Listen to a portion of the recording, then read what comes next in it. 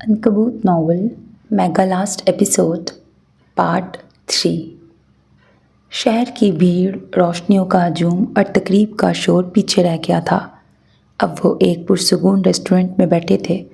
نیم مدھم روشنی، ہر میز پہ جلتی چھوٹی سی موم بتی اور شیشے کی دیوار کے پار بارش کی بوندوں سے دھندلا ہوا منظر۔ بیک گراؤنڈ میں پرسکون جاز میوزک بج رہا تھا، جیسے وقت آہستہ چل رہا ہو۔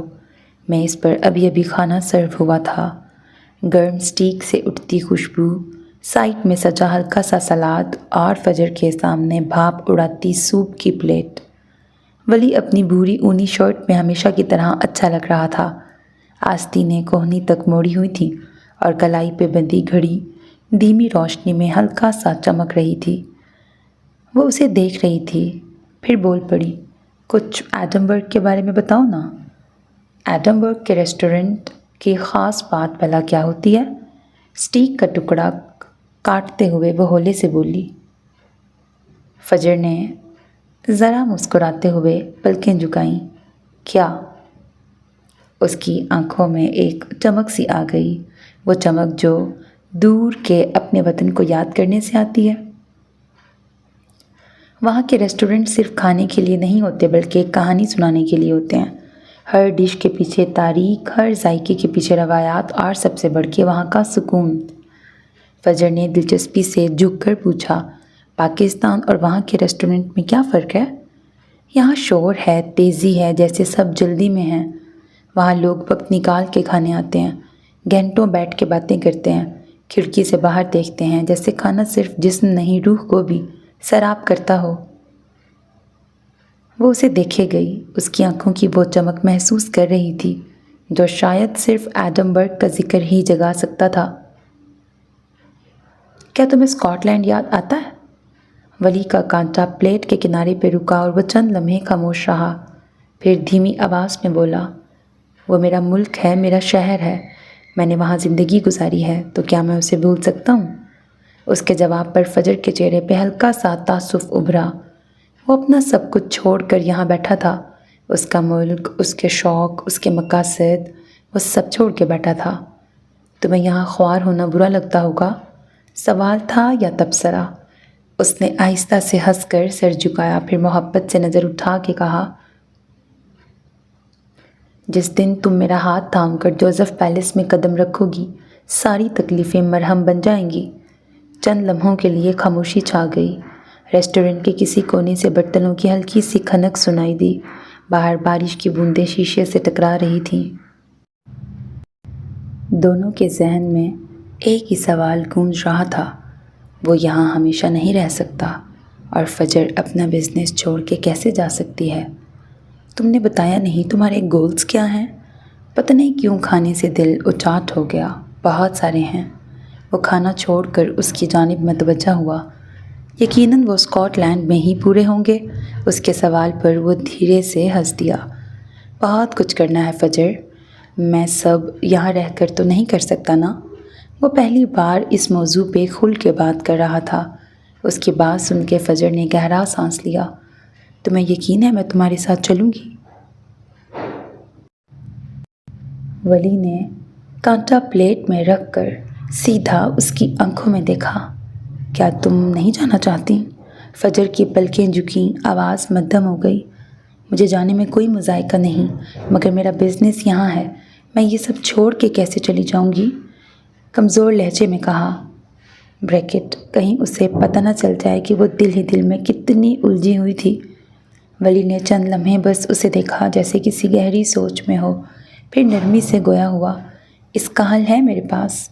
تم اپنا برانڈ وہاں کھول سکتی ہو، تم میری بیوی ہو، تم یہ کر سکتی ہو، مگر اس سے پہلے ہمیں اپنی شادی وہاں رجسٹر کرنی ہوگی۔ لیکن ہمارا نکاح یہاں بھی رجسٹرڈ نہیں ہوا۔ بے ساختہ لبوں سے پھسلا۔ کورٹ میرج کے بعد نکاح رجسٹر کروانا باقی تھا، اور فجر کے پاس تو نکاح نامہ بھی نہیں تھا۔ ان کا نکاح آج تک رجسٹر ہی نہیں ہوا تھا۔ کتھئی آنکھوں والے شخص نے جیسے بات کا بوجھ محسوس ہی نہ کیا۔ وہ خوش دلی سے مسکرایا، اب تو کروا لیتے ہیں۔ موم بتی کی لو کے ساتھ ساتھ اس کے لہجے کی گرمی بھی فجر کے دل میں اتر گئی۔ مگر کھڑکی کے پار برستی بارش جیسے آنے والے دنوں کی ہلکی سی سرگوشی کر رہی تھی۔ اس نے کانٹے سے سوپ کے پیالے کو ہلایا مگر نظر ولی سے نہ ملائی۔ میرے پاس تو میرج سرٹیفکیٹ نہیں ہے، وہ نظریں چرائے دھیرے سے بولی۔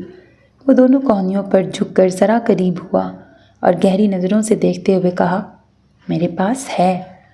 فجر کے کانوں تک اس کی آواز دھیرے سے اتری مگر دل کی دھڑکن ایک دم تیز ہو گئی۔ وہ چند لمحے خاموش رہی۔ تصویر سی ساکت، یادوں کا ایک دروازہ کھلا۔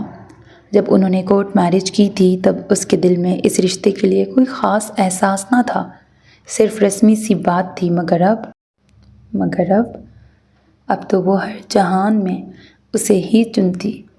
اسی لمحے اماں کے کئی الفاظ یاد آئے، ایک عورت کو اپنے مرد کو ساری دنیا کے سامنے اپنا کہنا آنا چاہیے۔ اس نے ہلکی سی سانس لی، پھر دھیرے سے کہا، اتنے سال گزر چکے ہیں، پتہ نہیں اب رجسٹر ہوگا یا نہیں، اس سے اچھا ہم دوبارہ کر لیتے ہیں۔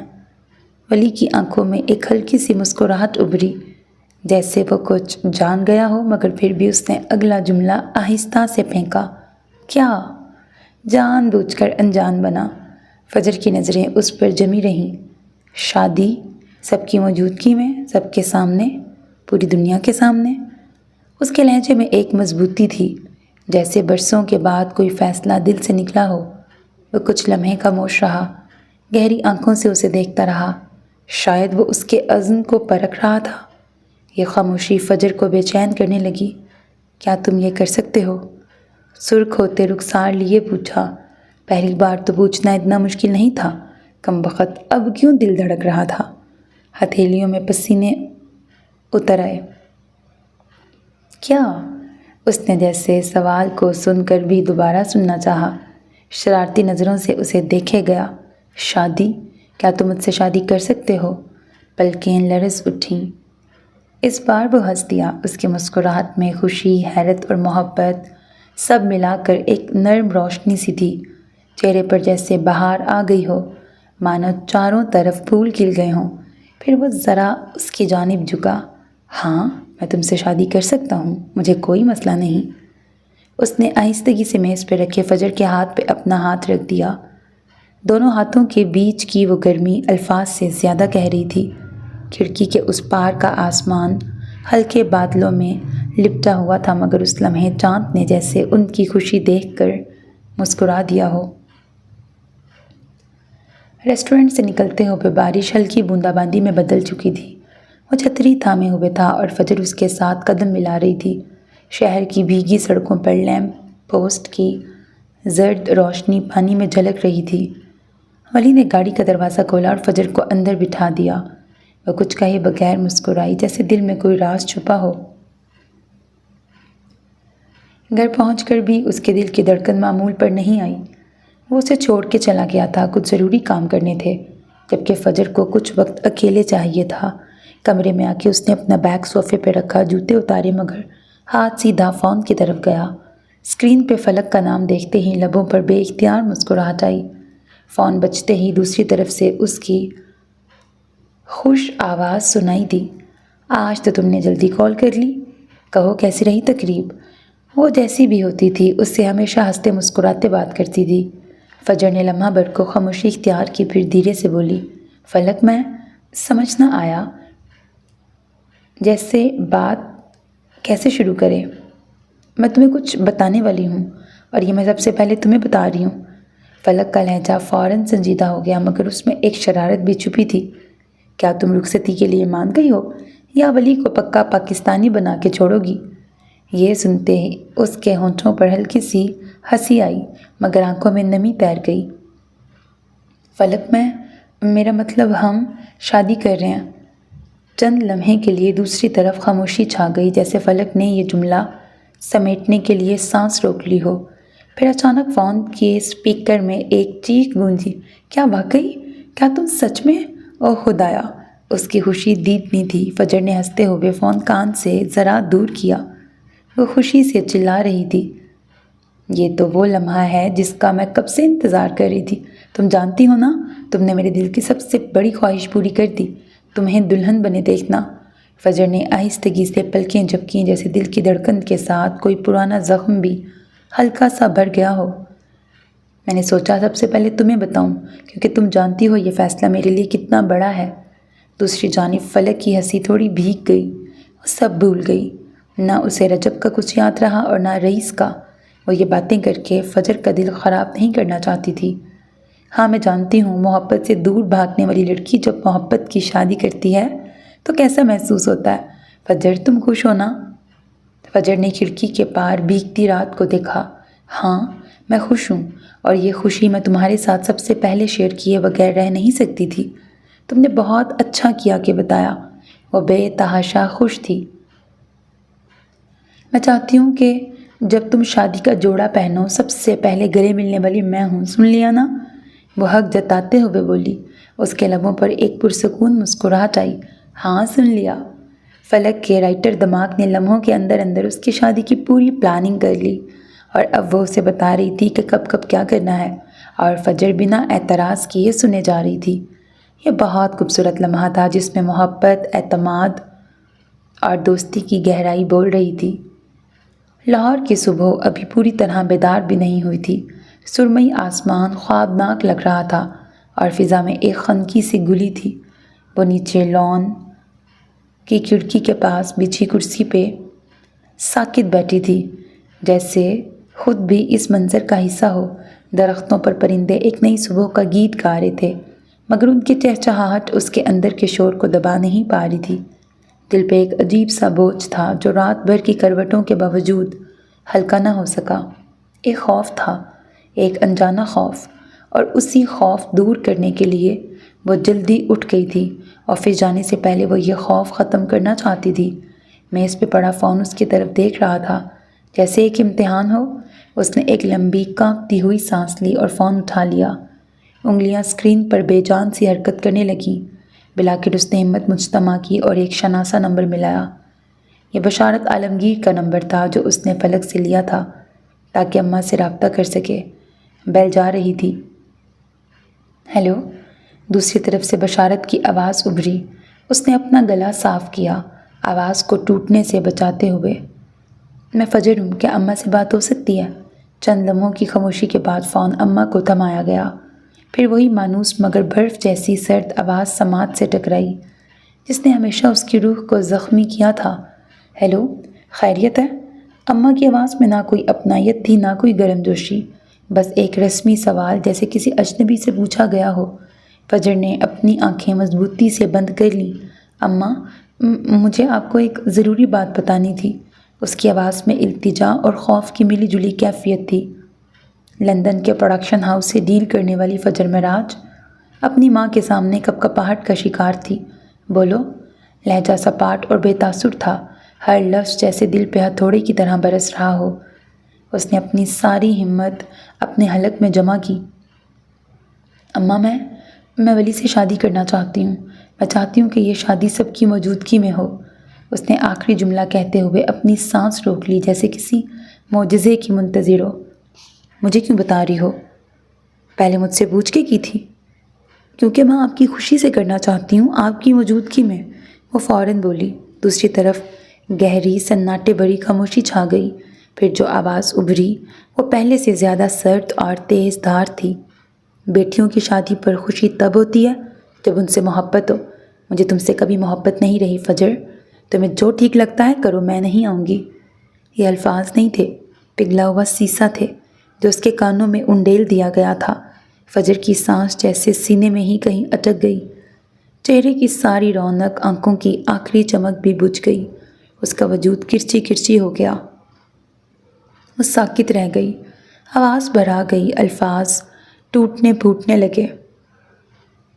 26 سال اماں، 26 سال کسی بے زبان جانور کو بھی پالا جائے تو اس سے بھی انسیت ہو جاتی ہے۔ میں تو آپ کی بیٹی تھی، ایک جیتا جاگتا انسان، آپ کو مجھ سے محبت کیسے نہیں ہوئی؟ اس کے لفظوں میں، لہجے میں وہ درد تھا جو کسی کا بھی دل چیر دے، مگر دوسری طرف ترنم بیگم کے لہجے میں طنز کی ہلکی سی جھلک بھی شامل ہو گئی۔ مجھے کوئی جبرن کرنے والی محبت کوئی جبرن کرنے والی چیز نہیں ہوتی، یہ دل سے اٹھتی ہے، اور میرا دل تمہارے لیے ہمیشہ پتھر ہی رہا۔ اتنا شفاق لہجہ۔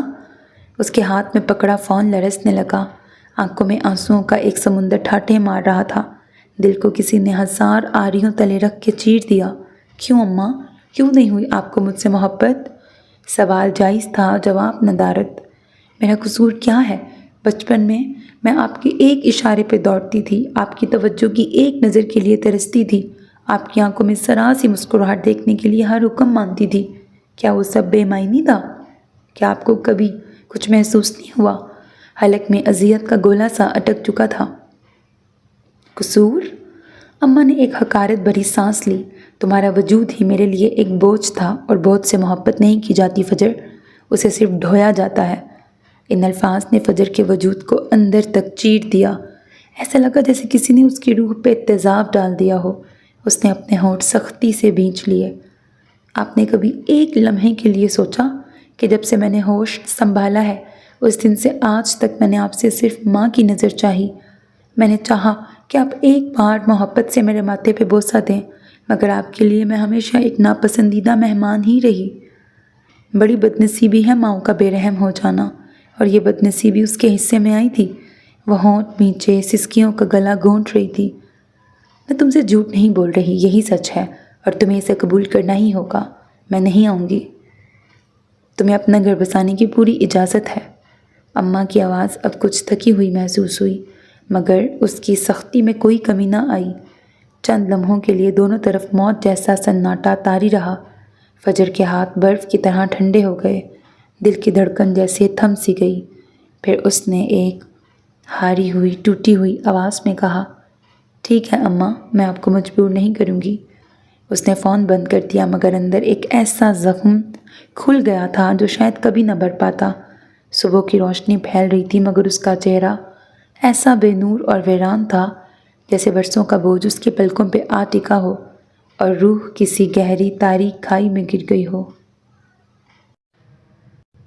ترنم بیگم کے انکار کے بعد دن گزرنے لگے۔ وہ خوش تو تھی، مگر دل جیسے اندر سے خالی تھا۔ البتہ چہرے پر ایک شائستہ سکون قائم رکھا۔ کسی کو خبر نہیں ہونے دی کہ اس کے اندر ابھی ایک پرانا زخم تازہ ہوا تھا۔ وہ اسے کچھ دنوں سے نوٹ کر رہا تھا۔ وہ بات کرتے کرتے کھو جاتی تھی، کام کرتے کرتے تھک جاتی تھی۔ وہ لاؤنج میں کھڑکی کے قریب کھڑی تھی، وہ اسے دیکھ رہا تھا، پھر اس کی جانب بڑھا۔ آنکھوں میں وہی نرمی، وہی سمجھ جو لفظوں سے کہیں زیادہ بولتی ہے۔ اگر تم تیار نہیں ہو یا چاہتی ہو کہ اماں کا انتظار کریں تو ہم رک جاتے ہیں۔ وہ اسے مشکل میں نہیں ڈالنا چاہتا تھا۔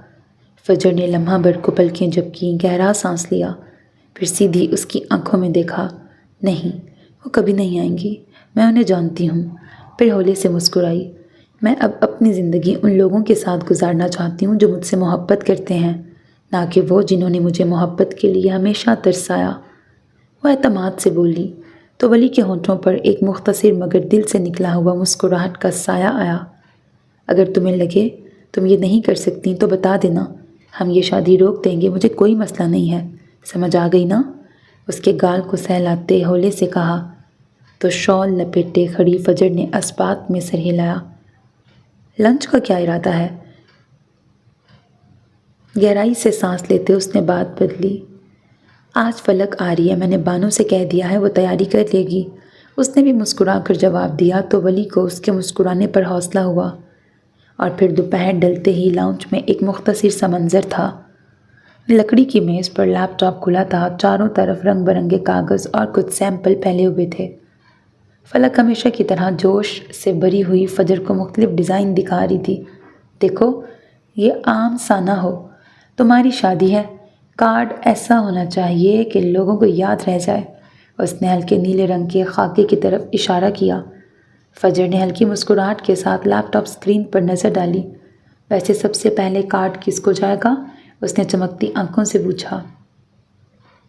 فجر نے پلکیں جھکائیں اور فوراً جواب دیا، رئیس اورنگزیب کو۔ فلک نے جیسے اس جواب کی پیش بینی کی، ہلکا سا سر ہلایا، پھر دوبارہ اسکرین پہ ڈیزائن کھولا۔ اچھا میری بات سنو، یہ کارڈ صرف پرنٹڈ نہیں ہوگا، یہ ایک کہانی سنائے گا۔ دیکھو سامنے ایک خوبصورت لباس تمہارے لیے ڈیزائن کیا ہوا، ہینڈ اسکیچ، اور ساتھ ایک چھوٹا سا ٹیپ ریکارڈر۔ وہ تفصیل سے بات کر رہی تھی۔ فجر نے چونک کر دیکھا۔ Tape recorder? وہ زہریلا بڑبڑائی۔ فلک کے چہرے پر شرارت بھری مسکراہٹ پھیل گئی۔ ہاں، ولی کے لیے، جیسے کارڈ کو ہاتھ میں لیتے ہی لباس تمہارا نمائندہ ہو اور ٹیپ ریکارڈر ولی کا، دونوں کی موجودگی ایک ساتھ ایک ہی فریم میں۔ یہ صرف کارڈ نہیں ہوگا، یہ تم دونوں کی کہانی کا حصہ ہوگا۔ فجر کی انگلیاں غیر شعوری طور پر کارڈ کے خاکے پر چلنے لگیں۔ یہ واقعی منفرد ہے فلک۔ باہر شام کی ہلکی سنہری روشنی لاؤنج میں اتر رہی تھی۔ میز پہ پڑے رنگ، کاغذ اور سیمپل اس روشنی میں اور بھی نکھر گئے تھے۔ یاد رکھنا، یہ صرف شادی کا کارڈ نہیں، یہ اعلان ہے کہ تمہاری زندگی کے اگلے باب کا آغاز محبت سے ہو رہا ہے۔ وہ دلکشی سے مسکرائی۔ زندگی میں اسے کسی کی شادی کی اتنی خوشی نہیں تھی جتنی فجر کی تھی۔ کچھ سوچتے ہوئے اس نے ہاتھ روک کر فجر کی طرف دیکھا۔ کیا کہتی ہو؟ کارڈ پہ ایک عدد چھری یا تلوار اچھی لگے گی؟ اس کے سوال پر فجر خفت سے مسکرائی۔ نہیں، وہ میرے ہاتھ میں ہی اچھی لگتی ہے۔ اس نے گردن اٹھا کر اسی زام سے کہا تو پل بھر کی خاموشی کے بعد لاؤنج میں ان دونوں کی ہنسی کی مدھر آواز گونج گئی۔ لفٹ کا دروازہ ایک مدھم ٹن کی آواز کے ساتھ کھلا اور اس نے رئیس ہیڈ کوارٹرز کی سب سے بالائی شیشے کی دیواروں والی منزل پہ قدم رکھا۔ یہ وہ جگہ تھی جہاں سے شہر کچھ دور پاؤں تلے بچھا نظر آتا تھا، طاقت اور اختیار کا ایک بے رحم مرکز۔ وہ ایک سادہ سے سلیٹی سوٹ پہ گہرے نیلے رنگ کا گرم سویٹر پہنے ہوئے تھی۔ یہ لباس اس دفتر کی چکا چوند اور سرد موری کے سامنے ایک عجیب سی سادگی کا تاثر دے رہا تھا۔ لفٹ کھلنے کی غیر متوقع آواز پر رئیس نے اپنے سامنے پہلے کاغذات سے سر اٹھایا۔ ایک لمحے کے لیے اس کی آنکھوں میں کوئی تاثر نہ ابھرا، پھر جیسے ہی ذہن نے سامنے کھڑی ہستی کو پہچانا، اس کا وجود ساکت ہو گیا۔ یہ دوسری بار تھا کہ وہ اس کی ذاتی سلطنت میں یوں بن بلائے چلی آئی تھی۔ وہ اس سے جتنی چاہے نفرت کا ڈھونگ کر لے، مگر اس کے اندر کوئی ایسی طاقت ضرور تھی جو اسے یہاں آنے سے روک نہیں پاتی تھی۔ فجر معراج کو گیٹ پر روکنے کی ہمت کسی میں نہیں تھی۔ میز کے گرد کھڑے مراد اور عروضہ بھی بری طرح چونکے تھے۔ ان کے چہروں پر حیرت کی لکیریں ابھر آئیں۔ عروضہ کے چہرے پہ نفرت کے تاثرات واضح ہوئے۔ وہ اعتماد سے قدم اٹھاتی آگے بڑھ رہی تھی۔ چند لمحے رئیس اسے بس دیکھتا رہا، جیسے وقت تھم گیا ہو، جیسے وہ کوئی خواب ہو جو حقیقت کا روپ دھار کے اس کے سامنے آ کھڑا ہوا ہو۔ پھر وہ چونکا اور اس کے چہرے پر شدید برہمی کے تاثرات ابھر آئے۔ تم یہاں کیا کر رہی ہو؟ وہ ہاتھ میں پکڑی پینسل غصے سے میز پہ پھینکتا ہوا اپنی جگہ سے اٹھا اور اس کی جانب بڑھا،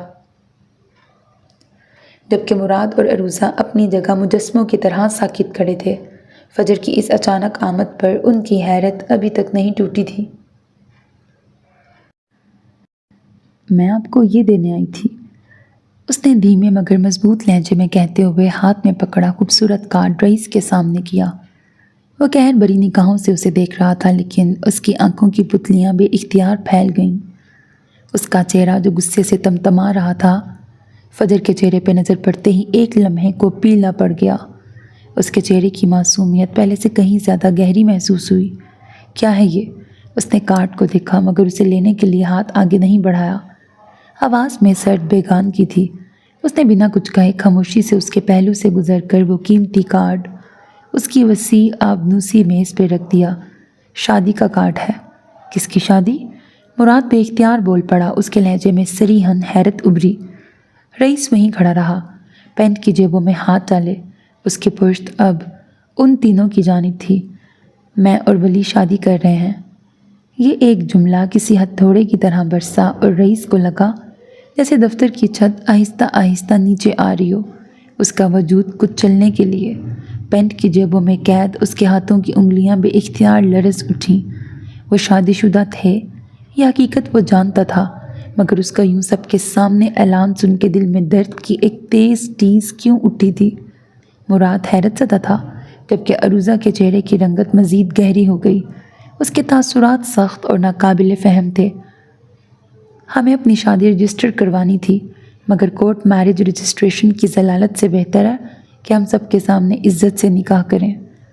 وہ عام سے لہجے میں آگاہ کر رہی تھی، جیسے موسم کا حال بتا رہی ہو، جبکہ رئیس کا وجود اندر سے زلزلوں کی زد میں تھا۔ مراد نے اب آگے بڑھ کے میز پہ رکھا کارڈ اٹھایا۔ وہ واقعی بہت نفاست سے بنایا گیا تھا۔ عروضہ نے بے ساختہ پانی کی بوتل اٹھا کے منہ سے لگائی، جیسے اس کے حلق میں کانٹے اگ آئے ہوں۔ وہ چیخ بھی نہیں سکتی تھی کیونکہ اس حقیقت کو جھٹلایا نہیں جا سکتا تھا۔ اس بار رئیس کی آواز اونچی اور کھردری تھی، ضبط کی کوشش میں بھینجی ہوئی۔ وہ اپنی جگہ یوں ہی کھڑا رہا جیسے اس کے پاؤں زمین میں گڑ گئے ہوں۔ اس کے زوال پہ فجر کی آنکھوں میں نمی کی ایک ہلکی سی تہ ابھری، جسے اس نے بڑی مشکل سے پلکوں کے پیچھے چھپایا۔ آپ لوگوں کو دعوت دینے، وہ ہولے سے بولی، آواز میں ایک مان تھا۔ اور تمہیں لگتا ہے ہمیں ان فضولیات میں کوئی دلچسپی ہوگی؟ اس بار جواب عروضہ کی طرف سے آیا۔ اس کے لہجے میں زہر بھرا تھا۔ فجر نے خاموشی سے اس کی بات سنی، کہا کچھ نہیں، اور پھر قدم بڑھاتی ہوئی واپس رئیس کے سامنے آ کھڑی ہوئی۔ وہ اب اپنی گردن اٹھائے سیدھا اسے دیکھ رہی تھی۔ پھر اس نے کہنا شروع کیا، میں جب چھوٹی تھی نا، جب سے ہوش سنبھالا، ہمیشہ اماں کو یہی کہتے سنا کہ میں اپنے لیے نہیں بنی، مجھ پہ صرف ایک انسان کا حق ہے، وہ جو میری موت ہے۔ وہ اسے دیکھتے ہوئے کہہ رہی تھی، اس شخص کو جو اسے نہیں دیکھ رہا تھا۔ مجھے ہمیشہ یہ کہا گیا کہ میں کسی اور کے لیے پیدا ہوئی ہوں۔ ہیزل آنکھوں میں ایک امید کا دیا روشن تھا، جبکہ رئیس جبڑے بھینچے ہونٹ آپس میں پیوست کیے یوں کھڑا تھا جیسے سانس لینا بھول گیا ہو، جیسے اس کا دل سینے میں دفن ہو گیا ہو۔ لیکن میں نے ہمیشہ یہی کہا کہ میں اپنے لیے بنی ہوں، مگر آج میں آپ کو یہ حق دیتی ہوں۔ کیا آپ میرے سربراہ بنیں گے؟ بات کے آخر تک پہنچتے پہنچتے اس کی آواز مدھم جبکہ لہجہ بھیگ گیا۔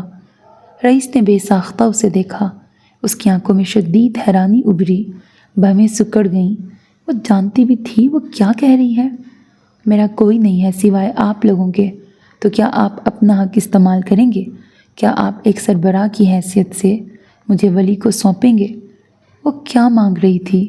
سامنے کھڑے بادشاہ جیسے شخص کی ٹانگیں لرز اٹھیں، یوں لگا جیسے اس کے جسم سے جان نکل رہی ہو۔ وہ نہ جانے کس طرح اپنے پیروں پہ کھڑا تھا۔ وہ رئیس اورنگزیب جو کبھی کہتا تھا کہ اسے رلانے اور تڑپانے کے سارے حقوق صرف اس کے پاس ہیں، آج وہی لڑکی اسے سب سے بڑا، سب سے مقدس حق سونپ رہی تھی، مگر کب؟ جب اس کا اپنا دل اسی لڑکی کے لیے دھڑکنے لگا تھا۔ اس نے بے ساختہ پلکیں جھپکیں، ہونٹ ہلکے سے واہ ہوئے مگر کوئی لفظ ادا نہ ہو سکا۔ سمجھ نہیں آیا کہ سامنے کھڑی فجر کو کیا جواب دے، جس کی آنکھوں کے پپوٹے سوجے ہوئے تھے۔ وہ کسی بات پہ روئی ہوگی، مگر آنسو پونچھ کے آئی تھی۔ رئیس کے گلے کی گلٹی ابھر کر معدوم ہوئی، پھر ایک ٹوٹی بوٹی آواز برآمد ہوئی، تمہارا دماغ ٹھیک ہے؟ کیا بکواس ہے یہ؟ وہ اب اسے گور رہا تھا، اپنی اذیت چھپانے کی ناکام کوشش۔ میں نے بس اپنے گھر کے سربراہ سے درخواست کی ہے۔ میں نے کہا تھا میرے سامنے مت آیا کرو، مجھے تمہاری شکل سے نفرت ہے۔ وہ دوبارہ رخ موڑ گیا، بار بار پلکیں جھپک کر آنکھوں میں امٹتے طوفان کو واپس دھکیلنے کی کوشش کر رہا تھا۔ عروضہ کا چہرہ سرخ ہو رہا تھا۔ وہ اس کاٹ کو گور رہی تھی جیسے اسے آنکھوں سے جلا کے راکھ کر دے گی۔ مراد ساکت کھڑا تھا، اس ڈرامے کا ایک خاموش تماشائی۔ فجر کی نظریں اب رئیس کی پشت پر تھیں۔ میں آپ سے وعدہ کرتی ہوں، میں پھر کبھی آپ کے سامنے نہیں آؤں گی، میں یہاں سے چلی جاؤں گی، میں پاکستان ہی چھوڑ دوں گی، بس آپ ایک بار میرے جاؤ یہاں سے۔ اس کی بات پوری ہونے سے پہلے ہی وہ دھاڑا۔ اس کی دھاڑ اتنی شدید تھی کہ عروضہ نے ضبط سے آنکھیں میچ لیں، جبکہ فجر ایک پل کو لرز گئی، مگر اس نے ہمت نہیں ہاری۔ کمرے میں ایک ناقابل برداشت خاموشی چھا گئی۔ وہ گہرے سانس لے کے خود کو نارمل کرنے کی کوشش کر رہا تھا۔ کئی ثانیے گزر گئے، پھر فجر کی ٹوٹی ہوئی آواز سنائی دی۔ آنکھیں اب نم ہو چکی تھیں۔ اماں نے بھی انکار کر دیا تھا، مگر اسے رئیس سے زیادہ امید تھی۔ اماں نے آنے سے منع کر دیا ہے، وہ کہتی ہیں میں ایک بوجھ ہوں، وہ مجھ سے نفرت کرتی ہیں۔ میں آج تک سمجھنے کی کوشش کر رہی ہوں کہ مجھے اتنی نفرت کیوں ملی۔ اس کی امید بھری نگاہیں رئیس کی پشت پہ جمی تھیں، جیسے پتھر سے پانی نکالنے کی کوشش کر رہی ہوں۔ اس کی نگاہوں کی تپش اپنی پیٹھ پر محسوس کر سکتا تھا۔ میں نے 26 سال ان کی نفرت دیکھی ہے، مگر میں 26 دن بھی آپ کی نفرت نہیں دیکھ سکتی۔ وہ اذیت بھرے لہجے میں بولی، کیا آپ میری ایک بات کا مان نہیں رکھ سکتے؟ کیا آپ چند پلوں کے لیے میرے سربراہ نہیں بن سکتے؟ اس کا کوئی بھی نہیں تھا، نہ باپ، نہ بھائی، نہ کوئی چچا تایا جو اس کے نکاح میں اس کا ولی بن کر اسے ولی کے سپرد کرتا۔ ایک آخری امید وہ شخص تھا جس نے اسے جینا سکھایا تھا اور مرنا بھی۔ اس کی آنکھوں کے سامنے بس سٹاپ کا وہ منظر گھوم گیا جب رئیس اسے پہلی بار ملا تھا۔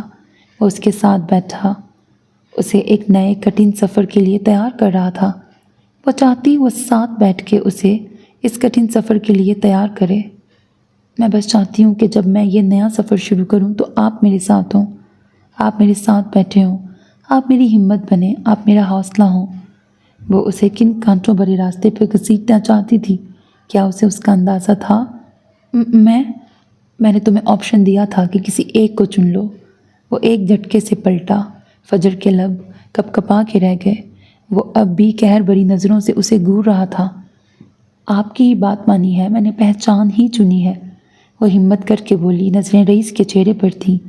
فجر کی بات سنتے ہی اس کے چہرے پہ استہزاء ابھرا۔ میں نے کہا تھا ہمارا پیچھا چھوڑ دو، ولی کو چھوڑ دو۔ نہیں چھوڑ سکتی، میں اپنا گھر نہیں چھوڑ سکتی بگ بی۔ ایک پل کے لیے بھی نظریں اس کے چہرے سے نہیں ہٹائیں۔ پتہ نہیں اسے یہ شخص اتنا عزیز کیوں تھا۔ اور تمہاری سلطنت، اس کی پرواہ نہیں ہے تمہیں؟ وہ ایک ابرو اٹھائے طنزیہ لہجے میں بولا۔ ولی پر ایسی 1000 سلطنتیں لٹا سکتی ہوں اور آپ کے ایک اشارے پر ایسی 1000 کھڑی کر سکتی ہوں، حکم کریں۔ وہ ساکت رہ گیا۔ فجر معراج نے اسے آج پھر لاجواب کر دیا تھا۔ وہ پورے عزم سے اس کے سامنے کھڑی تھی۔ اس نے جھکنا نہیں سیکھا تھا، اور وہ اسے جھکا کے کیا کر لیتا؟ وہ چند لمحے اسے دیکھتا رہا، اس کے عزم کو جانچتا رہا، پھر اس کی سرد آواز ابھری، دفع ہو جاؤ۔ پھر سے رخ موڑ لیا۔ فجر کا چہرہ ایک پل کو سرخ پڑا۔ میں انتظار کروں گی۔ وہ ڈھیٹ تھا تو وہ مہا ڈھیٹ۔ یہ ڈھیٹ پن اسی نے سکھایا تھا۔ میں نے کہا جاؤ یہاں سے۔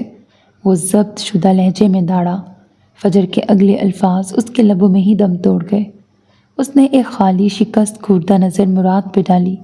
مراد نے فجر کی ہیزل آنکھوں میں ٹوٹے خوابوں کا عکس دیکھا، مگر وہ اس کے آگے کھڑے رئیس کو بھی چپ چاپ بھی کرتے ہوئے دیکھ رہا تھا۔ چند لمحوں کی خاموشی کے بعد وہ دھیرے سے مڑی اور اسی راستے پر واپس چل پڑی جہاں سے آئی تھی۔ اس کے قدموں میں اب وہ اعتماد نہیں تھا، صرف ایک گہری تھکن تھی۔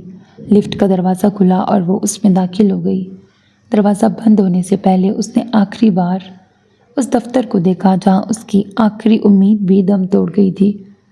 اس کے جانے کے بعد دفتر میں ایک بھیانک گلا گھونٹ دینے والی خاموشی چھا گئی، ایسا سکوت کہ جیسے کائنات نے سانس لینا چھوڑ دیا ہو۔ رئیس کو اپنا دل سینے میں نہیں، کانوں میں دھڑکتا محسوس ہو رہا تھا۔ ہر دھڑکن ایک ہتھوڑے کی ضرب تھی جو اس کی سماعت پہ پڑ رہی تھی۔ عروضہ میز پہ دونوں ہاتھ جمائے جھکی ہوئی تھی۔ اس کا سارا وجود کانپ رہا تھا۔ وہ خود پہ ضبط کرنے کی ایک شدید ناکام کوشش کر رہی تھی، پھر وہ ایک جھٹکے سے سیدھی ہوئی۔ اس کے چہرے پر کوئی تاثر نہیں تھا، آنکھیں شیشے کی مانند بے جان تھیں۔ بنا ایک لفظ کہے وہ تیز قدموں سے رئیس اور مراد کے درمیان سے گزرتی ہوئی لفٹ کی جانب بڑھی۔ اس کے کوٹ شوز کی تیکھی ٹک ٹک کی آواز اس بھیانک خاموشی کو چیر رہی تھی۔ لفٹ کا دروازہ کھلا، وہ اندر داخل ہوئی اور ٹن کی ایک حتمی آواز کے ساتھ دروازہ بند ہو گیا۔ اس آواز کے ساتھ ہی جیسے دفتر میں موجود آکسیجن بھی ختم ہو گئی۔ ایک بار پھر وہی گہری ناقابل برداشت خاموشی چھا گئی۔ وہ وہیں کھڑا رہا، جیسے وقت اور وجود کے احساس سے عاری ایک پتھر کا مجسمہ بن گیا ہو۔ رئیس، مراد نے آہستہ سے پکارا۔ وہ اس کی جانب بڑھا، اس کے قدموں کی آہٹ بھی اس سناٹے میں گونج گئی۔ وہ اپنے دوست کی حالت سمجھ سکتا تھا، اس کی اذیت کو محسوس کر سکتا تھا، مگر رئیس یوں ہی کھڑا رہا، بے حس و حرکت۔ رئیس، اس بار مراد نے اس کے کندھے پہ ہاتھ رکھا۔ اس لمس میں ایک اپنائیت تھی، ایک حقیقت تھی جس نے اسے خواب غفلت سے جھنجھوڑ دیا۔ وہ جیسے ہوش میں آیا۔ اس نے دھیرے سے رخ موڑ کے مراد کو دیکھا۔ اس کی آنکھوں میں غصہ نہیں تھا، نفرت نہیں تھی، صرف ایک جلتی ہوئی بے قرار اذیت تھی، جیسے کسی نے اس کی روح کو آگ لگا دی ہو۔ یہ میرے ساتھ ایسا کیسے کر سکتی ہے مراد؟ کیسے؟ آواز ٹوٹی ہوئی تھی، اس میں اذیت کے ساتھ ساتھ ایک بھیگا پن بھی تھا، جیسے سالوں سے روکے ہوئے آنسو آج راستہ مانگ رہے ہوں۔ میرے ساتھ اتنا بڑا ظلم وہ کیسے کر سکتی ہے؟ اس کے حلق میں آنسوؤں کا ایک گولا اٹک گیا تھا۔ تمہیں جانے کی ضرورت نہیں ہے، مراد نے نرمی سے کہا۔ تم خود کو یہ تکلیف مت دو۔ کوئی اتنا بے رحم کیسے ہو سکتا ہے مراد؟ وہ ایک قدم آگے بڑھا اور ٹوٹے ہوئے انسان کی طرح اپنا سر مراد کے کندھے پہ ٹکا دیا۔ اس کے مضبوط وجود کا سارا بھار جیسے مراد پہ آ گیا ہو۔ یہ وہ رئیس اورنگزیب نہیں تھا جسے دنیا جانتی تھی، یہ وہ رئیس اورنگزیب تھا جسے صرف مراد عالم جانتا تھا۔ اس منظر کو دیکھ کر، اسے یوں بکھرتے دیکھ کر، مراد کی آنکھوں میں بھی پہلی بار نمی کی ایک تہ ابھری۔ پسندیدہ عورت برباد نہ کرتے تو پسندیدہ کیسی؟ اور ستم یہ تھا کہ وہ تو جانتی بھی نہیں تھی کہ وہ پسندیدہ تھی، وہ تو اسے اپنا سب سے بڑا دشمن سمجھتی تھی۔ کوئی اتنا بے رحم کیسے ہو سکتا ہے؟ اس کی آواز مراد کے کندھے میں گھٹ رہی تھی۔ کاش اس لمحے اسے احساس ہوتا کہ یہی اذیت، یہی بے رحمی اس نے خود کئی بار فلک کے وجود میں اتاری تھی، مگر انسان اکثر اپنے کیے ہوئے ظلم اس وقت تک نہیں دیکھ پاتا جب تک وہ خود اس کا شکار نہ ہو جائے۔ قسمت میرے ساتھ ایسا کھیل کیسے کھیل سکتی ہے؟ وہ ٹوٹ رہا تھا لمحہ بلمحہ، ریزہ ریزہ، مگر وہ ٹوٹ نہیں سکتا تھا، وہ بکھر نہیں سکتا تھا۔ تمہارے پاس اختیار ہے رئیس، مراد نے اسے خود سے الگ کرتے ہوئے اس کے شانوں کو تھام کر جھنجھوڑا، جیسے اسے اس کی طاقت یاد دلا رہا ہو۔ تم بھولو مت کہ تم کون ہو، تمہیں اس عذاب سے گزرنے کی کوئی ضرورت نہیں ہے، مت جاؤ۔ اس نے سر اٹھا کے مراد کی آنکھوں میں دیکھا۔ اس کی اپنی آنکھیں سرخ انگاروں کی مانند دہک رہی تھیں، مگر ان میں ایک عجیب سی شکست خوردگی تھی۔ اس نے ایک لمبی کانپتی ہوئی سانس لی۔ اس نے مجھ سے میرا اختیار چھین لیا ہے۔ اس کی آواز اب پرسکون تھی، مگر یہ طوفان سے پہلے کی خاموشی تھی۔ اس نے رئیس اورنگزیب کو نہیں بلایا، اس نے اپنے سربراہ سے مان رکھا ہے۔ ایک تلخ مسکراہٹ اس کے لبوں پہ ابھری۔ میں نہ گیا تو گر جاؤں گا، میں گیا تو مر جاؤں گا۔ جس دن فجر نے اپنی شادی کا باقاعدہ اعلان کیا، اس دن سیمینار فیشنز کی دنیا میں جیسے خوشیوں کا ایک طوفان آ گیا تھا۔ واٹس ایپ گروپس مبارکباد کے پیغامات سے بھرے ہوئے تھے، اور ہر ملازم کے چہرے پر ایک ایسی مسکراہٹ تھی جیسے یہ ان کے اپنے گھر کی تقریب ہو۔ یہ کوئی عالی شان دکھاوے کی شادی نہیں تھی، بلکہ ایک مختصر اور پروقار نکاح کی تقریب تھی، جس میں صرف چند خاص لوگ اور مینار فیشنز کا پورا سٹاف مدعو تھا۔ فجر کے لیے اس کے ملازمین صرف ملازم نہیں، اس کے سفر کے ساتھی تھے، اس کی کامیابی کے گواہ تھے۔ گھر کے لاؤنج میں ایک خوبصورت اور بھرپور منظر تھا۔ فلک اور بانو باغ کے کام کر رہی تھیں۔ ایک کونے میں پھولوں والے سے بحث ہو رہی تھی تو دوسرے کونے میں ملازمین والے کو ہدایات دی جا رہی تھیں۔ ہوا میں موتیا اور گلاب کی ملی جلی خوشبو رچی ہوئی تھی۔ میز پر اب بھی شادی کے کارڈ کا سیمپل پڑا تھا، مگر اب اس کے ارد گرد رنگین دوپٹوں اور گوٹے کناری کے تھان بکھرے ہوئے تھے۔ فضا میں کہکہوں، باتوں اور خوشی کی ایک مسلسل سرگوشی موجود تھی، مگر ان سب آوازوں کے بیچ صوفے پہ بیٹھی فجر کی مسکراہٹ کچھ ادھوری سی تھی۔ وہ سب کو دیکھتی، ان کی خوشی میں شامل ہونے کی کوشش کرتی، مسکراتی، مگر اس کی آنکھوں میں ایک گہری اداسی ٹھہر چکی تھی، ایک ایسی اداسی جسے کوئی پڑھ نہیں پا رہا تھا۔ یہ خوشی اس نے خود چنی تھی، مگر اس خوشی میں اس کے اپنوں کا سایہ تک نہ تھا۔ یہی احساس اس کے دل پہ بوجھ بن کے بیٹھ گیا تھا۔ تبھی دروازہ کھلا اور ایک تازہ ہوا کے جھونکے کی طرح 15 سالہ روحی اندر داخل ہوئی۔ اس نے شوخ گلابی رنگ کا فراک پہنا تھا اور اس کے چہرے پر زندگی کی تمام توانائیاں موجود تھیں۔ اس کی آنکھیں شرارت سے چمک رہی تھیں۔ ہم تو بھائی کی شادی کی تیاریوں کا سوچ رہے تھے، اور یہاں تو آپ نے ہی میدان مار لیا فجر آپی۔ وہ سیدھا فجر کے پاس آئی اور اس کے گلے لگ گئی۔ اس کی بات پر پورے لاؤنج میں ایک قہقہا بلند ہوا۔ فجر بھی ہنس پڑی، اور یہ اس پورے دن میں شاید اس کی پہلی حقیقی مسکراہٹ تھی۔ روحی کی موجودگی میں ایک ایسی توانائی تھی جو کسی کو بھی اداس رہنے نہیں دیتی تھی۔ اب کیا کریں روحی، کچھ لوگوں کو بہت جلدی ہوتی ہے، فلک نے شرارتی انداز میں کہا۔ صحیح کہا فلک آپی، ویسے ایک لطیفہ سناؤں؟ اس نے اپنی بڑی بڑی آنکھیں گھمائیں، اجازت کا انتظار کیے بغیر ہی شروع کر دیا۔ ایک بار ایک شوہر نے بیوی سے کہا، اگر مجھے کچھ ہو گیا تو کیا تم دوسری شادی کر لو گی؟ بیوی بولی، بالکل نہیں، میں اپنی بہن کے ساتھ رہوں گی۔ پھر بیوی نے پوچھا، اور اگر مجھے کچھ ہو گیا تو؟ شوہر نے فوراً جواب دیا، تو میں بھی تمہاری بہن کے ساتھ ہی رہوں گا۔ لاؤنج میں چند لمحے خاموشی چھائی رہی، پھر فلک، فاخرہ اور بانو کا قہقہا بے ساختہ ابھرا۔ یہاں ایسا کچھ نہیں ہونے والا، ان محترمہ کے شوہر کو ان کے سامنے کچھ نہیں دکھتا۔ فلک کے اگلے تبصرے پر فجر کا چہرہ پھر سے سرخ پڑا۔ یہ ایک خوشگوار دن تھا۔ روحی کی یہی خاصیت تھی، اس نے اس بیماری کو اپنی زندگی کی امید پر کبھی حاوی نہیں ہونے دیا تھا۔ اب وہ فجر سے چپکی بیٹھی تھی۔ وہ خوش تھی، واقعی بہت خوش تھی، مگر جب بھی اس کی نظر دروازے پہ پڑتی، ایک انجانی سی امید دل میں سر اٹھاتی اور پھر مایوس ہو کے دم توڑ دیتی۔ نہ اماں آئیں گی اور نہ ہی وہ روحی کے قہقہوں میں شامل تھی، مگر اس کی آنکھیں بار بار بھیگ جاتی۔ یہ خوشی ایک خوبصورت خواب جیسی تھی، پر اس خواب میں دو چہروں کی کمی اسے ہر لمحے محسوس ہو رہی تھی۔ یہ ایک ایسی جیت تھی جس کا جشن مناتے ہوئے بھی وہ اندر ہی اندر ہار رہی تھی۔ فارم ہاؤس کے سنہری گیٹ پہ کھڑے وہ بکنگ کے کاغذات سنبھال رہا تھا۔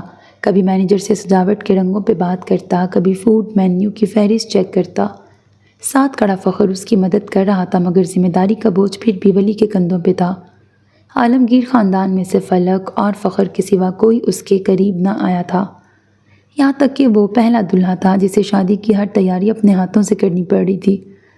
مہمانوں کی فہرست، بکنگ، کپڑوں کا انتخاب، حتیٰ کہ پھولوں کی ڈیزائننگ تک۔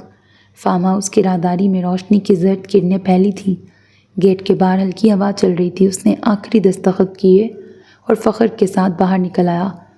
دونوں گاڑی کی طرف بڑھ ہی رہے تھے کہ سامنے سے ایک مانوس سی پرچھائی ابھری۔ وہ مراد تھا۔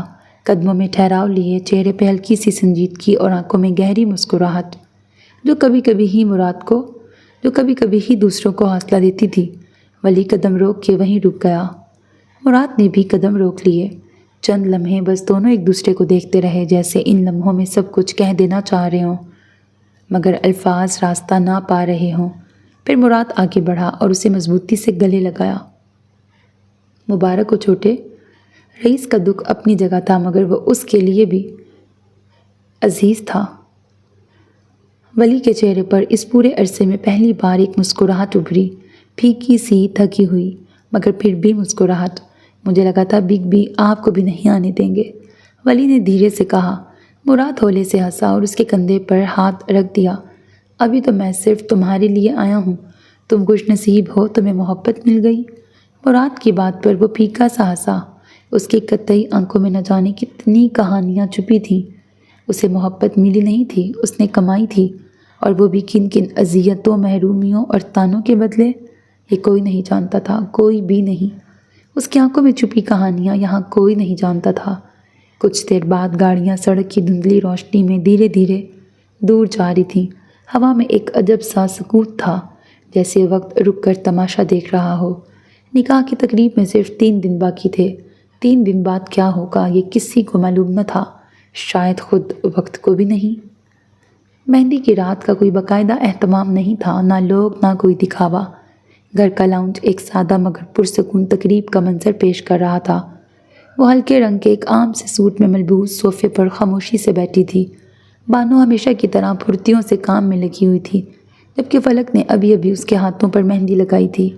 کوئی بھاری بھرکم بیل بوٹے نہیں تھے، بس اس کی صاف شفاف ہتھیلیوں کی پشت پر مہندی کا ایک سادہ سا گول ٹکا بنایا گیا تھا۔ اس سادگی میں بھی ایک عجب حسن تھا جو اس کے خالی ہاتھوں پر نہایت خوبصورت لگ رہا تھا۔ جب سے فلک یہاں آئی تھی، اس نے ولی کو گھر سے نکال باہر کیا تھا۔ اس کا اصول تھا کہ دلہا شادی سے پہلے دلہن سے نہیں مل سکتا۔ چنانچہ وہ بیچارہ آج کل فاخر کے گھر پہ مہمان بنا ہوا تھا، ایک عجیب سا دلہا تھا جو اپنی ہی شادی میں گھن چکر بنا ہوا تھا۔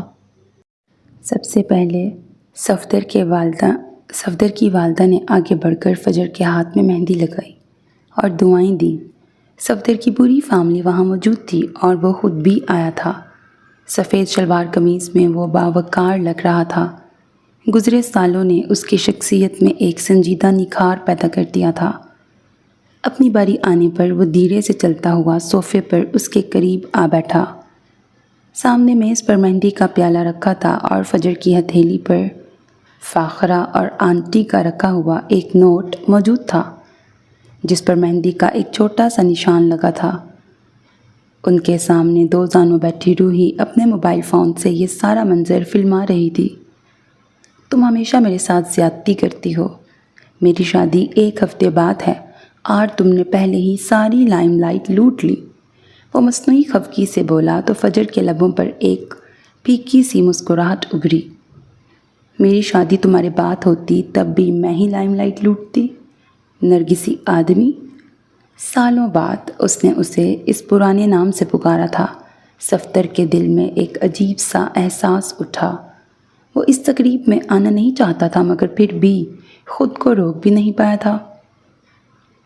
اس نے مہندی کی ایک پتلی سی لکیر اس کے ہاتھ پہ رکھی، پھر روایت کے مطابق تیل کی چند بوندیں اس کے بالوں میں لگائیں اور اٹھ کھڑا ہوا۔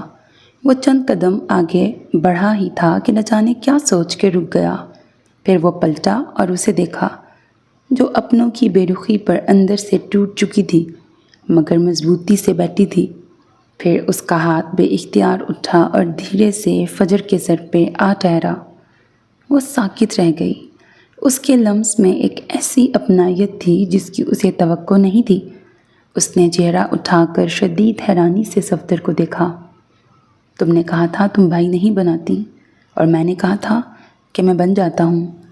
وہ اس قدر گہری سنجیدگی سے بولا کہ فجر کے پاس کہنے کو کچھ نہ بچا۔ وہ بس اسے دیکھتی رہ گئی۔ پھر اس کے لبوں پر ایک ہلکی سی مسکراہٹ ابھری۔ ویسے تو ڈائنوں کو دعا کی ضرورت نہیں ہوتی، پھر بھی میں کہوں گا کہ اللہ تمہیں ہمیشہ خوش رکھے۔ وہ دونوں ہم عمر تھے مگر آج پہلی بار فجر کو محسوس ہوا تھا کہ کبھی کبھی ایک مرد کا صرف مرد ہونا ہی کافی ہوتا ہے۔ اس کا ساتھ، اس کا سہارا، اس کی موجودگی۔ پچھلے 8 سالوں سے وہ ساتھ تھے۔ یونیورسٹی میں ایک دوسرے کی جان کے دشمن بنے رہتے تھے، جنگلیوں کی طرح ایک دوسرے سے لڑتے تھے، اور دیکھتے ہی دیکھتے وقت نے کیسی کروٹ لی تھی کہ آج وہی شخص اس کے سر پر ایک بھائی کی طرح ہاتھ رکھے کھڑا تھا۔ یہ احساس بہت قیمتی تھا، اتنا قیمتی کہ اس کی آنکھوں کے کنارے بھیگ گئے۔ وہ اسے کوئی جلی کٹی سنانے یا طنز کرنے کے بجائے بے اختیار کھل کے ہنس دی، ایک صاف، شفاف اور مدتوں بعد آئی حقیقی ہنسی جو سیدھا اس کے دل سے نکلی تھی۔ رات کا سکوت پورے گھر میں چھایا ہوا تھا۔ مہمان واپس جا چکے تھے اور لاؤنج میں خاموشی اور خالی صوفوں کی گونج کے سوا کچھ باقی نہ رہا تھا۔ فلک اور بانو تک ہار کر صوفے پر لیٹی ہوئی تھی، بالکل ایسے جیسے وہ پہرا دینے کی ذمہ داری سے مطمئن ہو کر خود بھی خوابوں کی دنیا میں غرق ہو گئی ہوں۔ وہ دونوں جان بوجھ کر وہاں پڑی تھی تاکہ فجر کہیں باہر نہ نکلے اور ولی اندر نہ آئے۔ فلک ظالم سماج کی طرح سختی سے اپنے فرائض نبھا رہی تھی مگر تھکن کی شدت نے اس پہ غلبہ کر لیا۔ جبکہ فجر کی آنکھیں جاگ رہی تھیں، نیند اسے بیچ میں چھوڑ گئی تھی۔ ذہن الجھایا ہوا، ہر لمحے کے اثرات میں کھویا ہوا۔ اس کے ہاتھوں پہ لگی مہندی خشک ہو چکی تھی۔ وہ اپنی ہتھیلیوں کو غور سے دیکھتی ہوئی اٹھ کھڑی ہوئی، دوپٹہ سنبھالا اور اوپر اپنے کمرے کی جانب بڑھ گئی۔ قدم دھیرے تھے، تھکن سے بھرپور۔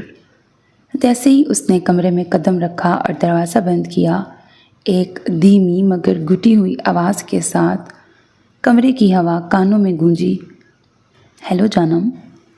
وہ لمحہ فجر کے دل کو یوں ہلا گیا جیسے اچانک روشنی اندھیروں میں پھوٹ پڑی ہو۔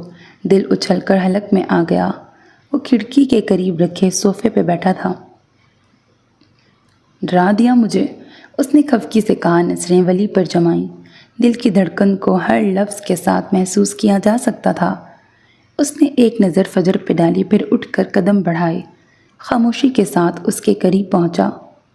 تم یہاں کیا کر رہے ہو؟ دھیمے لہجے میں پوچھا مگر چہرے کی سرخی اور دل کی تیز دھڑکن اس کے خوف اور کشش کو ظاہر کر رہی تھی۔ وہ گھبرا رہی تھی۔ میں اپنی دلہن دیکھنے آیا ہوں۔ لہجہ پر اعتماد تھا، محبت اور احترام سے بھرا ہوا۔ فجر کا چہرہ گلابی ہو گیا۔ وہ اسے پرشوق نگاہوں سے دیکھے جا رہا تھا۔ اندر کیسے آئے؟ کھڑکی تو بند تھی، حیرانی سے استفسار کیا۔ ولیم جوزف کو جوزف پیلس کی دیواریں نہیں روک پائیں، یہ تو پھر کھڑکی ہے۔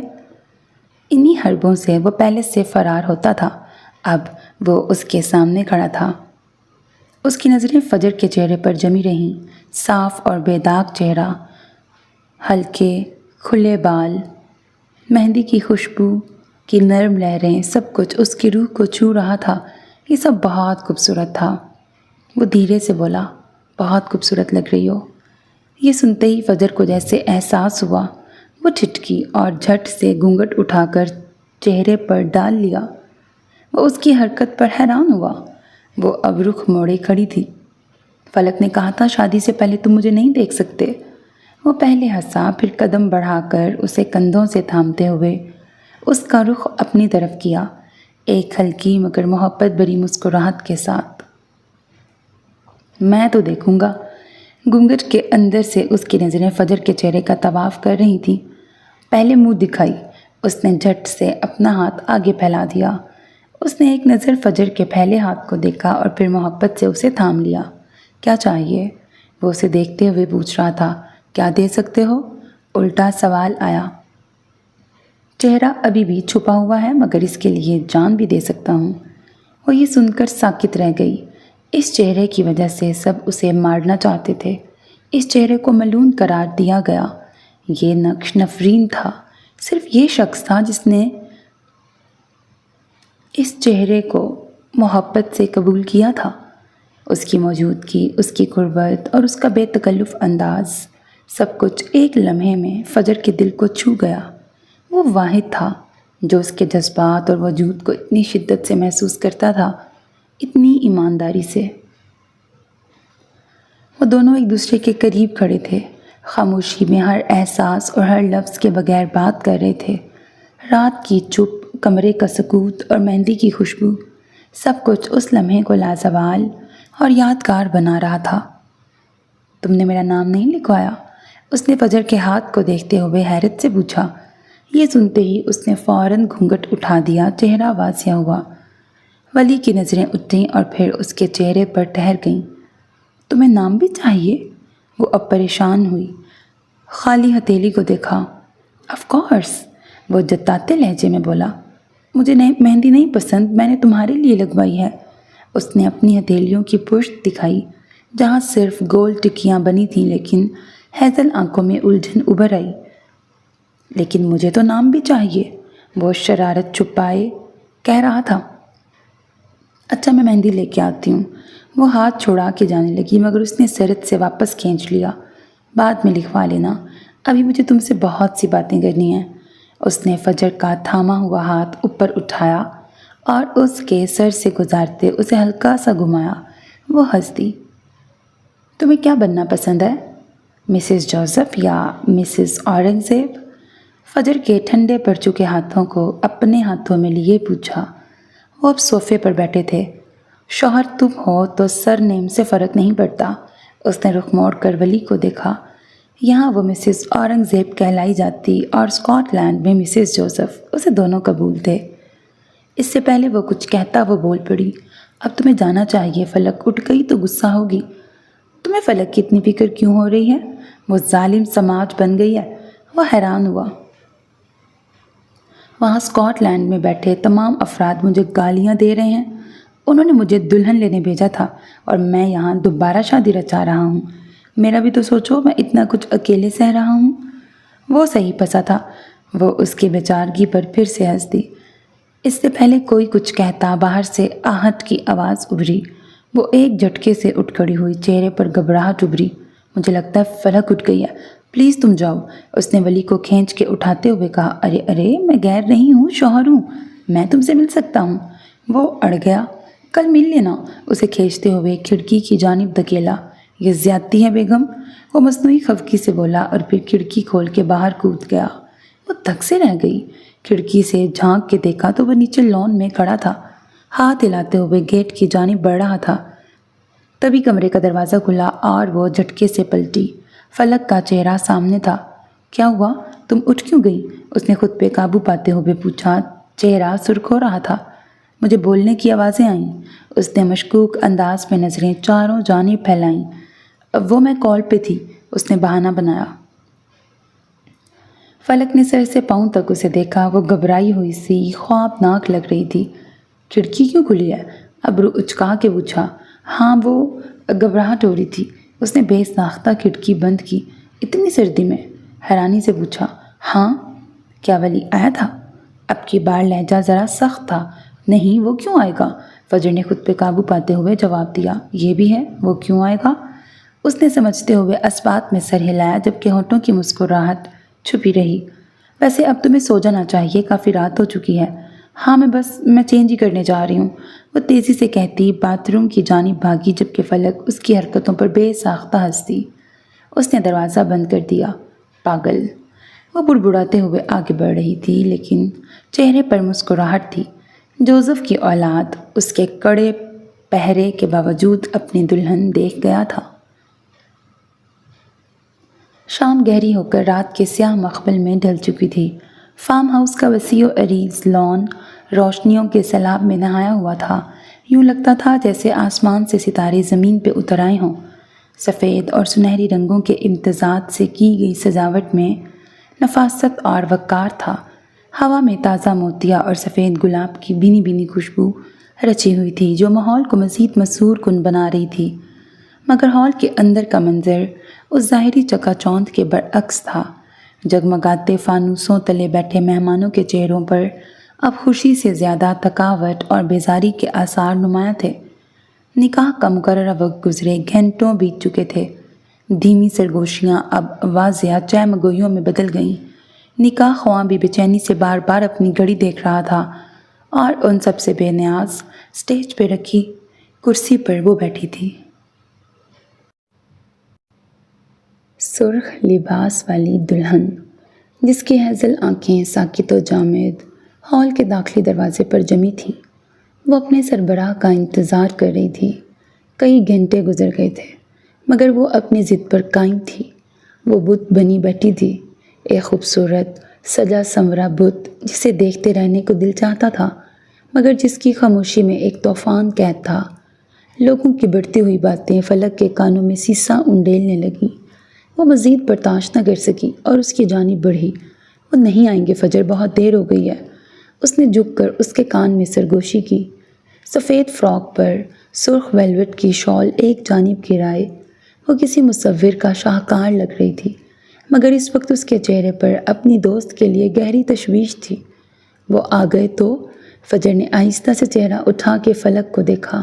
اس کی آواز میں سوال سے زیادہ ایک یقین تھا۔ سرخ رنگ کا اس کا لہنگا دیکھنے سے تعلق رکھتا تھا، پیروں تک آتی لمبی قمیض اور نیچے گھیر دار لہنگا، ہتھیلیوں کے پشت پہ مہندی کی گہری سرخ رنگت، کھلے بال جنہیں نفاست سے پیچھے کیا گیا تھا، باریک سا نیکلس، کانوں میں چمکتے سٹرڈز اور اس کی پیشانی پر چمکتی ایک ننھی سی بندیا۔ ایسی دلہن فلک نے پہلے کبھی نہیں دیکھی تھی۔ اس کے روایتی سرخ رنگ میں بھی ایک جدید اور منفرد شان تھی۔ جب اس نے فجر کو تیار دیکھا تھا تو جانے کتنی ہی بلائیں لے ڈالی تھی۔ ہال کے دوسرے کونے میں کھڑا ولی بے چینی سے کسی کو فون ملا رہا تھا۔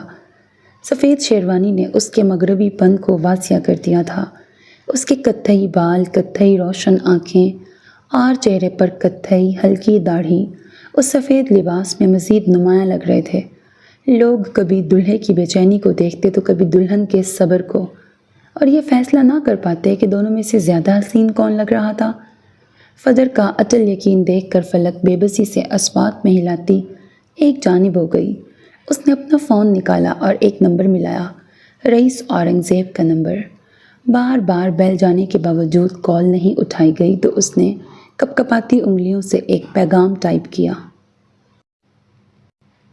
اسے رسوا مت ہونے دیجیے گا، پلیز آ جائیں۔ کاش وہ آ جاتا، کاش وہ اس کی امید کا مان رکھ لیتا۔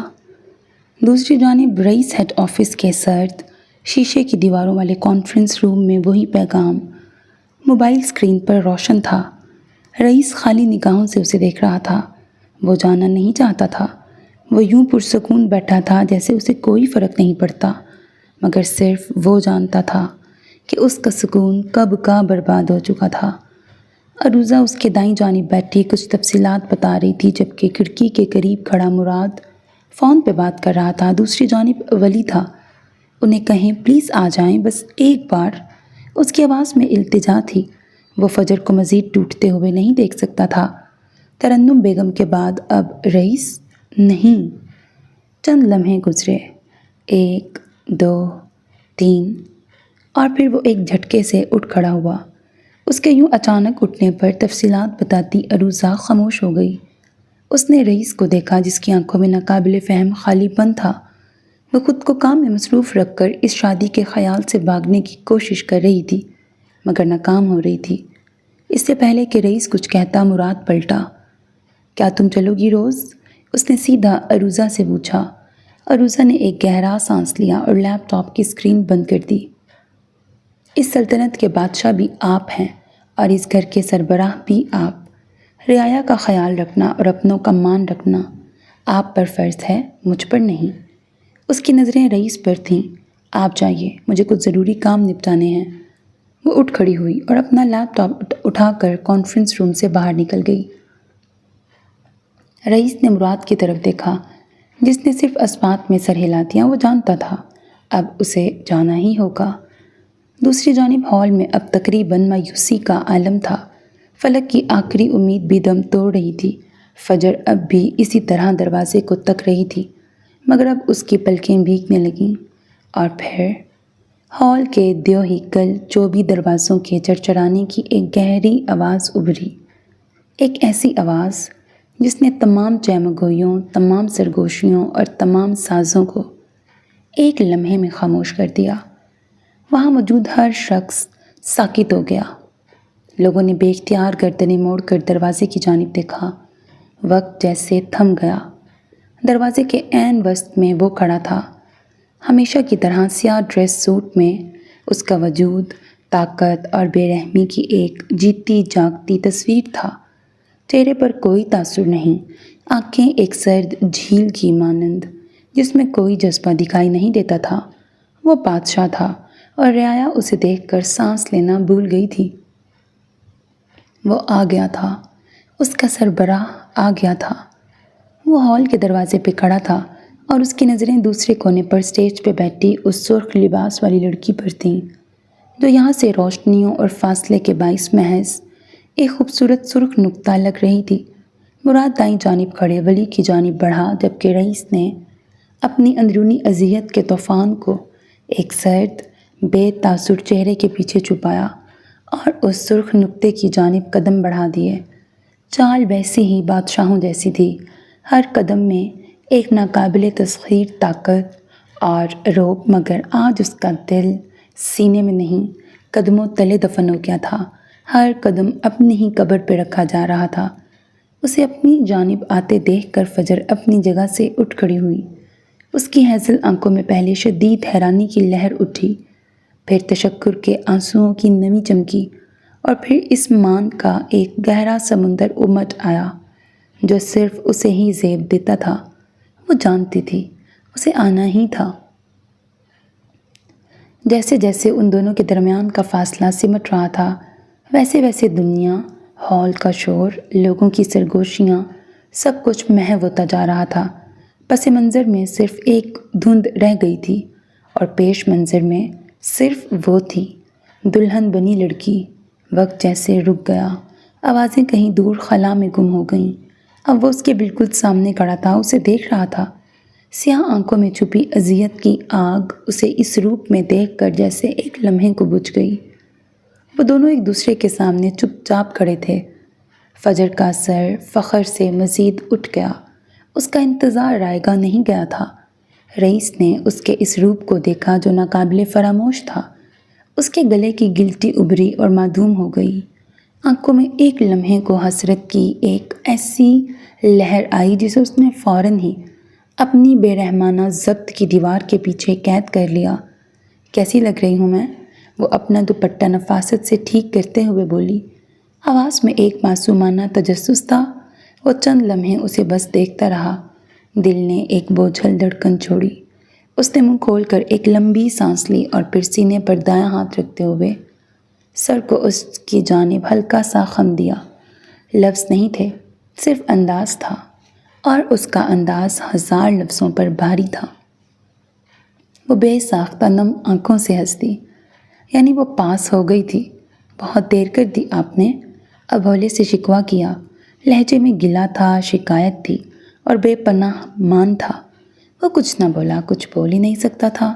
زبان تالو سے جا چپکی تھی۔ اس کی خاموشی پر وہ پھر سے بولی، چلیں؟ اپنا ہاتھ آگے کیا۔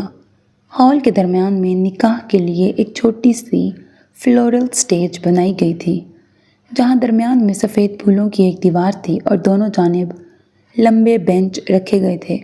فجر کا اشارہ سمجھتے ہوئے رئیس نے ایک اور گہری سانس لی، جو اس کے وجود میں اٹکے ہوئے درد کو باہر نکالنے کی ناکام کوشش تھی۔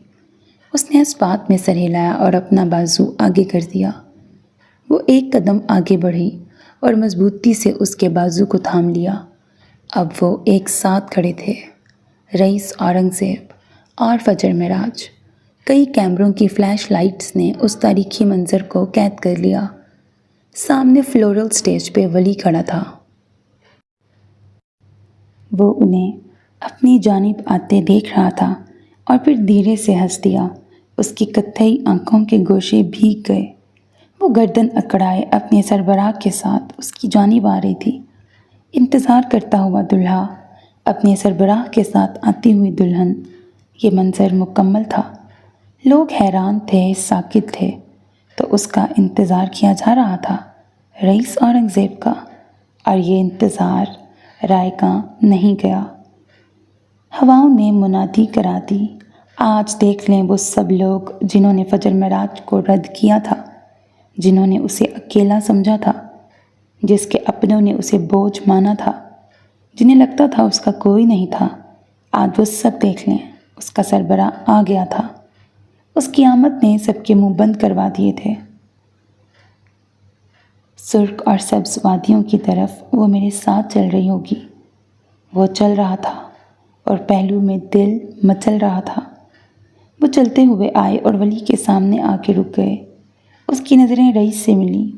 ان کتھئی آنکھوں میں اس کے لیے بے پناہ شکر گزاری تھی۔ پھر فجر کی آواز ابھری۔ اس نے ولی کو مخاطب کیا، ان سے ملیے، یہ میرے گارڈین ہیں، رئیس اورنگ زیب۔ ولی جو خود پر ضبط کیے کھڑا تھا، سر ہلاتے ہوئے مسکرا دیا۔ پھر فجر نے رئیس کی جانب رخ کیا، اور یہ ولیم جوزف عرف ولی اورنگ زیب ہیں، وہ شخص جس سے میں دنیا میں سب سے زیادہ محبت کرتی ہوں۔ کیا میرا انتخاب صحیح ہے؟ وہ اس سے جاننا چاہتی تھی۔ چند لمحے کی خاموشی چھائی رہی، پھر اس نے ولی کو دیکھتے ہوئے صرف اپنی گردن کو جنبش دی۔ انتخاب اگر غلط ہوتا تو وہ یہاں ہرگز نہ آتا۔ میرے خیال سے نکاح شروع کرتے ہیں، پہلے ہی بہت دیر ہو چکی ہے۔ مراد کی آواز پر وہ چونکے۔ ولی پلٹا اور دوسری جانب جا کے بیٹھ گیا، جبکہ رئیس اور فجر ایک جانب بیٹھ گئے۔ وہ خوش تھی، بے تحاشا خوش۔ صفدر کی فیملی تھی، فلک تھی، مراد تھا، اور سب سے بڑھ کے وہ شخص اس کے ساتھ تھا جس کی موجودگی ہر کمی کو پوری کر گئی تھی۔ اس نے ذرا سا رخ موڑ کے اپنے دائیں جانب بیٹھے رئیس کو دیکھا۔ سالوں پہلے بس سٹاپ کا وہ منظر ایک بار پھر تازہ ہو گیا۔ وہ تب بھی اس کے ساتھ تھا، وہ آج بھی اس کے ساتھ تھا۔ دیکھتے ہی دیکھتے اس کی آنکھیں بھیگ گئیں۔ یہ سب خواب لگ رہا تھا، ایسا خواب جو بس دیکھا جا سکتا تھا، مگر اس کی لگن نے اسے حقیقت بنا دیا تھا۔ رئیس نے اس کی جانب رخ موڑا۔ اس کی ہیزل آنکھوں سے خوشی کے آنسو چمک رہے تھے۔ ان آنسوؤں کا عکس جب اس کی سیاہ آنکھوں میں پڑا تو وہاں بھی نمی ابھر آئی۔ وہ اپنی جیت پر رو رہی تھی اور وہ اپنی ہار پہ رو رہا تھا۔ نکاح خواہ نے کارروائی شروع کی۔ جب انہوں نے فجر کے سرپرست کی اجازت طلب کی تو ہال میں ایک بار پھر مکمل خاموشی چھا گئی۔ نہ اس کا باپ تھا، نہ بھائی، نہ دادا۔ اس کا سرپرست آج رئیس اورنگ زیب تھا۔ وہ چند لمحے ساکت رہا، دل دھڑکا، اور پھر اس نے ضبط کرتے ہوئے دل کو فنا کر دیا۔ اس نے ضبط کرتے دل کو دفنا دیا۔ اجازت دے دی گئی اور پھر نکاح نامہ آگے بڑھایا گیا۔ گارڈین کے طور پر دستخط کرنے کے لیے قلم اس کے ہاتھ میں دیا گیا۔ اس کے ہاتھ لرز اٹھے تھے، انگلیاں سفید پڑ گئیں، قلم کا وزن جیسے منو بھاری تھا۔ ہر کوئی دیکھ رہا تھا کہ وہ ایک لمحے کو رکا، پھر اس نے اپنی ساری قوت مجتمع کی اور اس کاغذ پہ دستخط کر دیے جہاں اس کی محبت کا ڈیتھ وارنٹ لکھا تھا۔ پھر سب سن ہو گیا۔ وہ سن بیٹھا تھا، کچھ بھی سنائی نہیں دیا۔ وہ سب دیکھ رہا تھا، وہ دونوں ایک دوسرے کو قبول کر رہے تھے، مگر وہ سن تھا۔ بہت مشکل تھا مگر اس نے کر لیا تھا۔ ہواؤں نے پھر سے شور مچا دیا۔ کوئی کھڑا رہنا سیکھے تو رئیس اورنگزیب سے سیکھے، کوئی حکومت کرنا سیکھے تو رئیس اورنگزیب سے سیکھے، کوئی محبت کرنا سیکھے تو رئیس اورنگزیب سے سیکھے۔ فجر کی طرف سے شرعی گواہ صفدر تھا اور ولی کی طرف سے مراد۔ نکاح ہو چکا تھا۔ قاضی صاحب کی دعا کے لیے اٹھے ہاتھوں کے ساتھ جب سب نے آمین کہا تو جیسے ایک عہد ہمیشہ کے لیے مکمل ہو گیا۔ سب سے پہلے ولی اپنی جگہ سے اٹھا۔ اس کے قدم فجر کی جانب نہیں بلکہ اس کے ساتھ بیٹھے اس شخص کی طرف اٹھے جو آج اس کی خوشی کا سب سے بڑا ضامن تھا، جو دعا کے بعد ہاتھ نیچے کرتے ہوئے اپنی جگہ سے اٹھ کھڑا ہوا۔ ولی بے ساختہ اس سے لپٹ گیا۔ اس کے مضبوط بازوؤں نے رئیس کے گرد ایک شکر گزار حصار قائم کر لیا۔ Thank you big B, thank you. اس کی آواز بھرا گئی تھی۔ وہ کہیں نہ کہیں جانتا تھا کہ یہ صرف ایک شرکت نہیں تھی، یہ ایک قربانی تھی۔ جانے کتنی دیر وہ یوں ہی کھڑا رہا۔ رئیس کے ہاتھ بے جان سے پہلو میں گرے رہے، جیسے ان میں کوئی سکت ہی نہ بچی ہو۔ پھر جب وہ الگ نہ ہوا تو اس نے دھیرے دھیرے اپنے بازوؤں کو اٹھتے دیکھا جیسے وہ اس کے اپنے نہ ہوں، اور پھر اس نے وہ بازو ولی کے گرد پھیلا دیے۔ اس نے پوری قوت سے اسے خود میں بھینچ لیا۔ یہ ایک ماموں کا بھانجے کو دیا گیا پیار تھا، ایک بادشاہ کا اپنی سب سے قیمتی شے سونپنے کا اقرار تھا۔ اصول اپنی جگہ، محبت اپنی جگہ۔ وہ اسے عزیز تھا، وہ رئیس کا مان تھا جس نے خاموشی سے سب سہ کر اس کا مان اور بڑھا دیا تھا۔ قریب بیٹھی فجر روئے جا رہی تھی۔ فلک اسے چپ کروانے کی ناکام کوشش کر رہی تھی، مگر یہ خوشی اور دکھ کا ملا جلا سیلاب تھا جو رکنے کا نام نہیں لے رہا تھا۔ کچھ دیر بعد وہ دونوں الگ ہوئے۔ دونوں نے ایک ساتھ فجر کو دیکھا، پھر ولی اس کی جانب بڑھا۔ اس پل بھی جب نکاح کی خوشیاں منائی جا رہی تھیں، جب دو دل ہمیشہ کے لیے مل چکے تھے، وہ الٹے قدموں پیچھے ہٹا۔ وہ اب فجر کے ہاتھ تھامے کھڑا تھا۔ وہ رو رہی تھی۔ ایک دکھ اماں کے نہ آنے کا تھا، ایک خوشی اس نئی زندگی کی تھی۔ وہ اسے بچوں کی طرح پچکارتے ہوئے چپ کروا رہا تھا، اس کے دونوں ہاتھ تھام کر باری باری لبوں سے لگائے، لیکن وہ جذباتی ہو چکی تھی۔ پھر اس نے اس کا ہاتھ چھوڑ کر دوسرا اوپر اٹھایا، اس کے سر سے گزار کے اسے دھیرے سے گھمایا۔ اس بار وہ روتے روتے ہنسی۔ رئیس اسے صدیوں بیٹھ کے دیکھ سکتا تھا، مگر جب اس تصویر کے فریم میں ولی آ جاتا تو وہ بے اختیار نظریں ہٹا لیتا۔ الٹے قدموں دور جاتے شخص نے یہ منظر دیکھا۔ یہ وہ منظر تھا جسے دیکھنے کی اس میں تاب نہیں تھی۔ وہ ایک جھٹکے سے پلٹا اور تیز تیز قدم اٹھاتا ہال سے باہر نکل گیا۔ اسے یوں اچانک باہر نکلتے دیکھ مراد فوراً اس کے پیچھے لپکا۔ جیسے ہی مراد ہال سے باہر لان میں آیا، اس کی نظر چند قدم کے فاصلے پر گھاس پہ پڑے رئیس کے سیاہ کوٹ پہ پڑی۔ بادشاہ نے اپنی خلعت اتار پھینکی تھی۔ مراد نے جھک کے اسے اٹھایا، وہ اسے کہیں نظر نہیں آیا۔ پھر اس کی نظر دائیں جانب پڑی، وہاں اس کی قیمتی گھڑی پڑی تھی جس کی سوئیاں اب بھی چل رہی تھیں، مگر شاید مالک کا وقت وہیں رک گیا تھا۔ وہ آگے بڑھا اور گھڑی اٹھائی۔ کچھ فاصلے پر اس کے مہنگے چمڑے کے شوز پڑے تھے۔ پھر اس نے نظر اٹھائی، سامنے کچھ فاصلے پر فارم ہاؤس کے نیل گوں سوئمنگ پول کے کنارے وہ کھڑا تھا۔ اس سے پہلے کہ مراد اسے پکارتا، اس نے خود کو پانی میں گرا دیا۔ وہ اندر کودا نہیں تھا، وہ بس گر گیا تھا، جیسے اندر جلتی آگ کو ٹھنڈے پانی سے بجھانے کی یہ آخری کوشش ہو۔ وہ اب اس کا سارا سامان تھامے سوئمنگ پول کے کنارے پہ آ کھڑا ہوا۔ رئیس کا وجود پانی کی بے رحم سطح پر ساکت تیر رہا تھا۔ جانے کتنی دیر گزر گئی، باہر کی خاموشی بھیانک تھی۔ بس کرو رئیس، بیمار پڑ جاؤ گے۔ بالآخر مراد کی آواز ابھری۔ اس کی آواز پہ پانی میں حرکت ہوئی اور وہ سیدھا ہوا۔ اس کے بال اور کپڑے پانی سے شرابور تھے۔ وہ دھیرے دھیرے چلتا ہوا کنارے تک آیا اور پھر باہر نکل کر وہیں کنارے پہ بیٹھ گیا۔ مراد نے ایک گہرا سانس لیا۔ اس نے رئیس کے کوٹ کی جیب میں ہاتھ ڈالا، لائٹر اور سگار نکالا۔ سگار نکال کے اسے جلایا اور رئیس کے سامنے کر دیا۔ رئیس نے بنا کچھ کہے، بنا اسے دیکھے، وہ سلگتا ہوا سگار اپنے لبوں میں دبا لیا۔ سگار کا دھواں اب مرگولوں کی صورت رات کی سیاہی میں تحلیل ہونے لگا۔ تم نے ٹھیک کیا رئیس، تمہیں یہی زیب دیتا ہے۔ مراد اب اس کے ساتھ بیٹھ گیا تھا۔ لیکن میں نے ایک بے ایمانی کر دی مراد، وہ اب سگار کا ایک گہرا کش لیتے ہوئے بولا۔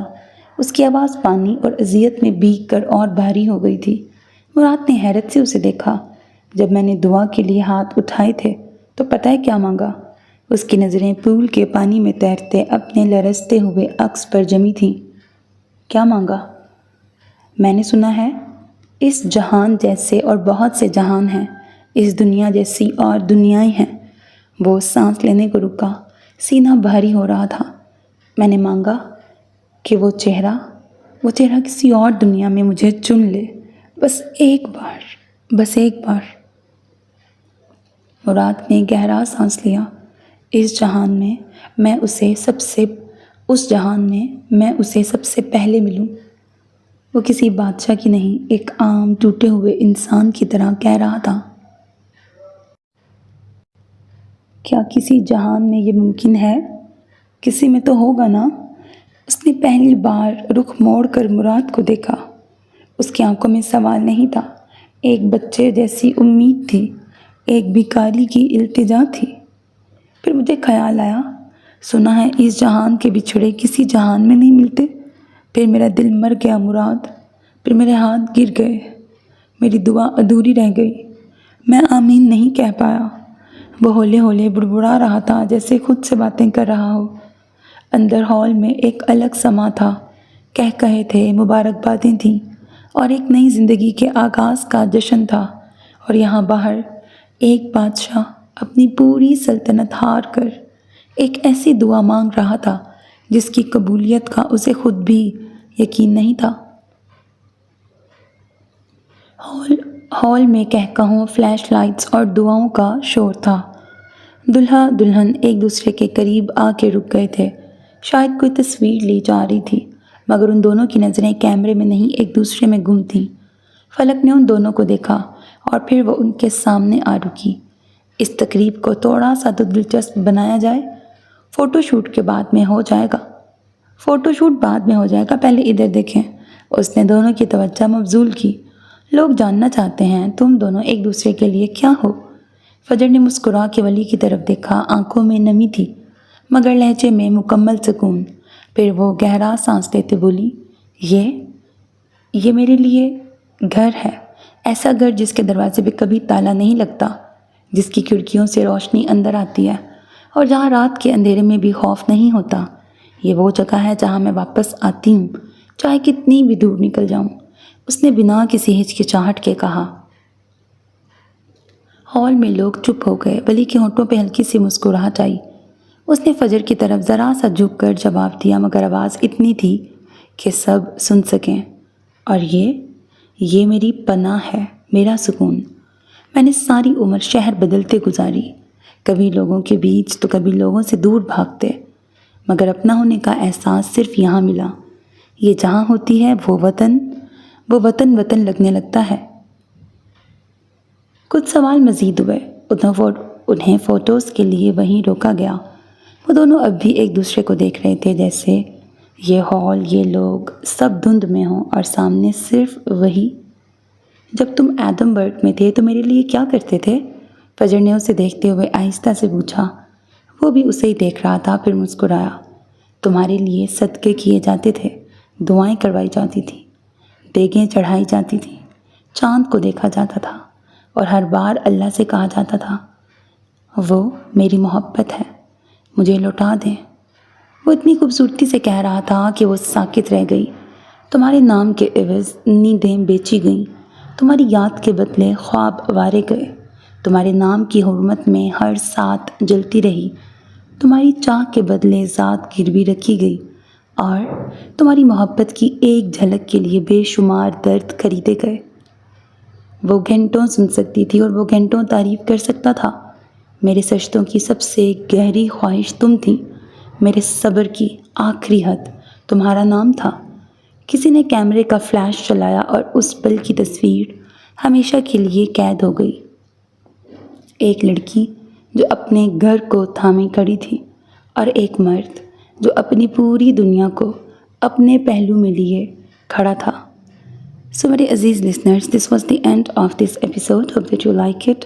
اپنا بہت خیال رکھیے گا نیک تمناؤں کے ساتھ۔ اللہ حافظ، and don't forget to subscribe to my channel because that's how you can encourage me, and that's the only kind of support and encouragement which I want from all of you. Allah Hafiz.